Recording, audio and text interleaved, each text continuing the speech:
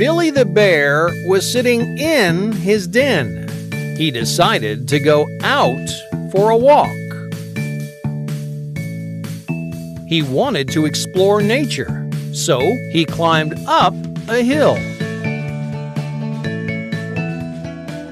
He saw the blue sky above and a beautiful river flowing below. He saw two birds flying over the river. He felt the green grass under his feet.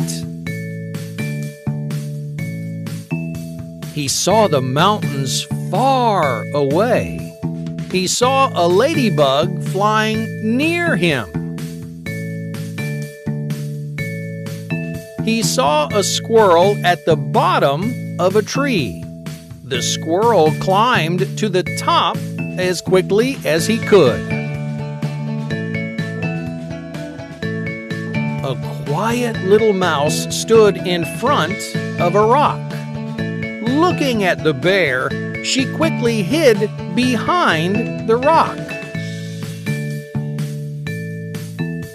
The bear thought it was time to go back home, so he climbed down the hill and returned to his den.